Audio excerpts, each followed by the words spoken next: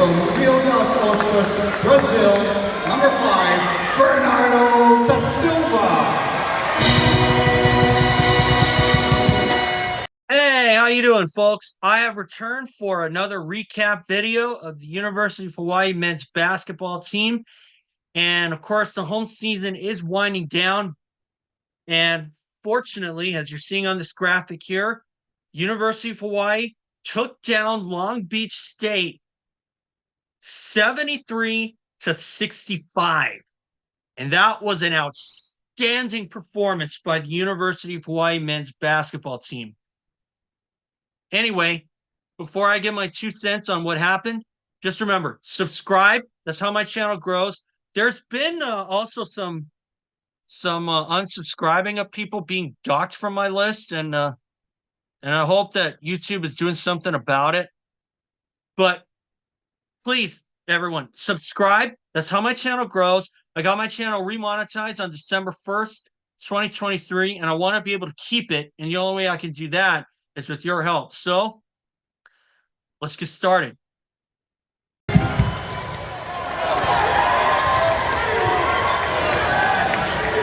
Okay, Long Beach State on anime night at the Stan Sheriff Center. Now, for those of you who are wondering, I'm not too big on anime, but my top 2 favorites, Sailor Moon and Hamtaro, with an honorable mention going to Detective Conan and Ranma 1/2. But we're not going to talk about anime. Still, that would explain how you saw some of the how you saw one of the animations from the start of this. But anyway, back to this game. I would definitely give this game an A+. Now, I had picked UH for 2-point favorites, which is certainly no different from the predictions that I was giving you earlier in the season. And even though that this team certainly turned a corner, you would think that my predictions would be a lot more higher. However, I didn't want to discount how talented that Long Beach State really is, because they took it to us a month ago at Walter Pyramid. And even though we lost by 8, we were down by as many as 20, I believe. And we were able to come back, but we were not able to get over the top. And after starting out the season 2-6, we flip-flopped that results, losing only 2 times in the last 8 matches.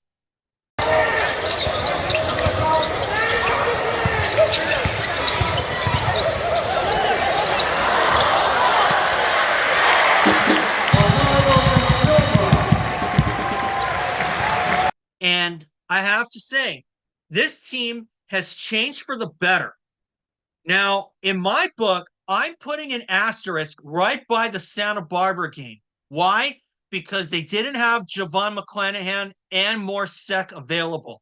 And those are 2 guys right there that could certainly impede the progress of their opponents. And earlier in the season, against Riverside, Morsek did just that, especially when he got that slam dunk over Barrington Hargress and Isaiah Moses and all that. But still, Moore's out for the season. Fortunately, Javon McClanahan came back. He was cleared to play by the UH medical staff. So good on Javon.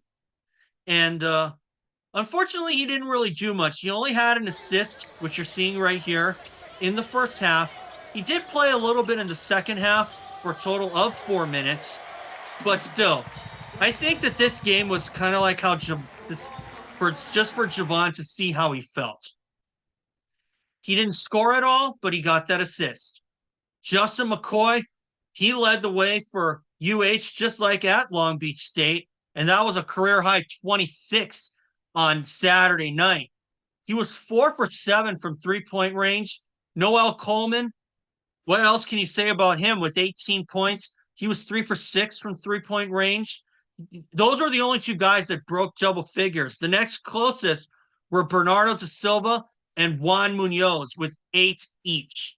And of course, Bernardo da Silva with 6 rebounds. Justin McKoy with 6 rebounds also.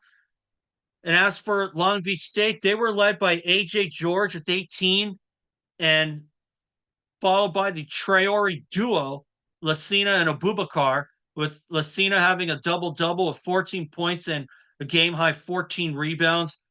That actually took me by surprise because as you can see on this triple right here, Justin McKoy had hit this triple, but it turns out that what you may also have seen around the middle of the shot was Lassina Traore falling to the ground because it turned out he rolled his ankle after his foot was on the back of Ryan Rapp's foot. No fault of Rapp. I mean that was just a pure incident.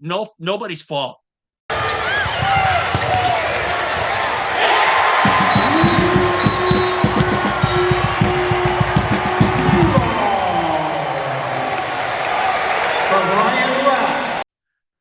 It's a pure accident for sure. But fortunately, Lassina Traore came back.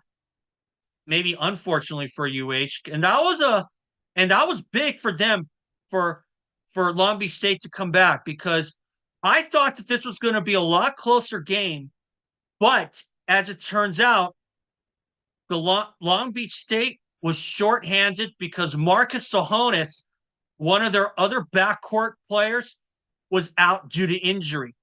Aboubacar Traore also had 15 points, 7 boards. But everybody else, they only had 4 other guys score. Long Beach State I'm talking about. But no one else had more than 7 points in that game. And Long Beach State looked really, really out of sync because they saw a 5-game skid be snapped. And that mainly was because Marcus Sahonis was not out there. And I'm sure a lot of people were wondering what happened to University of Hawaii. Why didn't they show this earlier? Because right around the Diamond Head Classic was when UH was really behind the 8 ball, so to speak. But as of late, they've really, really turned a corner for the best. And I couldn't be more proud of this team. I said over and over again, I was never going to give up on this team. That's the last thing you're going to see me do. Because I got nothing but love for this team. And following this team for over 20 years, and soon to be 30, and attending the games for 27 years, you look at this team and you just know that something's going to happen. And even Coach Ganot said that he was confident that the team was going to turn a corner. And I even brought that up to him about turning a corner. Here's what he had to say. A lot of teams could have faltered. I think the potential was always there. The confidence was there. I mean, early in the year, we were trying to experiment, which we needed to get to this point. I wish it didn't take as long. And then once we thought we had something, we had more go down, Javon go down. We had to kind of, I always say number one, have a plan. Number two, be flexible. But the one constant, and I've said this from day one, was that the group has never fragmented. So they've always had a good time because the game is great. Hawaii's great, representing this university is great, and they get along really well. Yeah, I got to tell you, this was a great game overall. I am so proud of this team. I'm proud to be a Rainbow Warrior fan and a part of the media. And of course, you have seen some of my shots from my B-roll that I took on my phone that you're going to see for the rest of the season. Now, we're in a pivotal stretch, because this is a stretch of 5 games where the University of Hawaii has the potential to end the season winning these last 5 games. And they've taken the first step. They go up against UC Davis next at Davis. And I got to tell you, if what we saw against Davis was any indication, we've got a good chance. Same goes for UC Riverside, even though we were searching for answers then when they came to the Stan Sheriff Center back in January. Riverside, I'm talking about.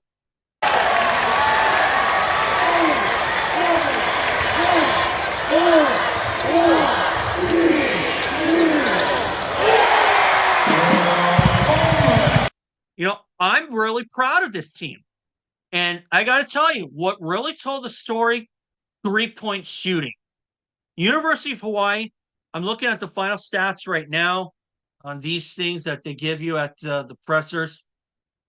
University of Hawaii hit 10 threes overall. They were 10 for 28 for 36%, or just under 36%. They hit 10 triples. In contrast, Long Beach State, they made 0. They were 0 for 10 from three-point range overall. Now, a lot of that could be chalked up to the fact that Marcus Sahonis was not out there. But that's a good squad, Long Beach State I'm talking about, because if Sahonis were out there, we probably will be looking at overtime. And Long Beach State would probably be looking at least 3 or 4 made threes and 3 or 4 made triples in that game. But still, quick turnaround. We've got to travel well.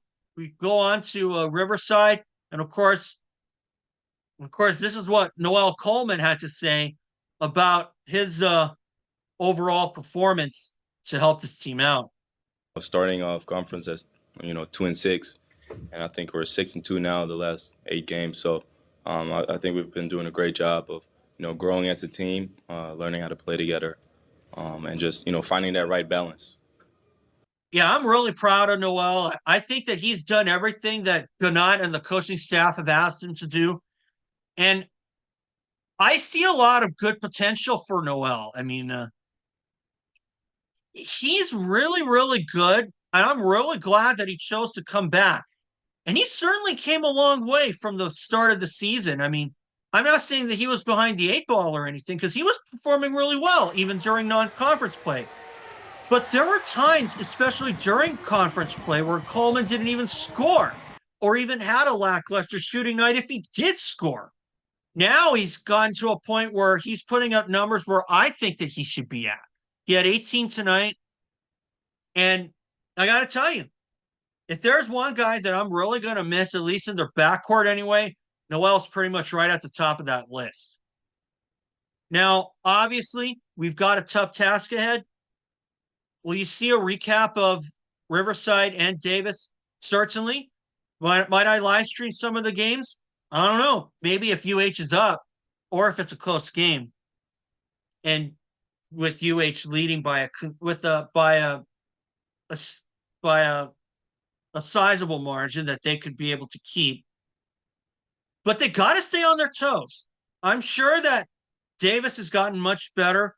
They have to hold down their backcourt of Elijah Pepper and T.Y. Johnson, and to a point, Leo DeBrule or even Nico Rochak or Francisco Bora. But I think that they can do some good.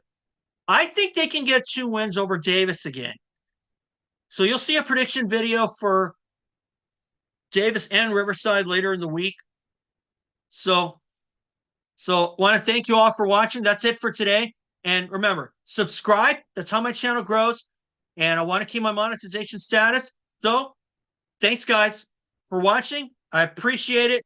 And I appreciate all you subscribers out there. So thanks, guys. Malama Poner, everyone.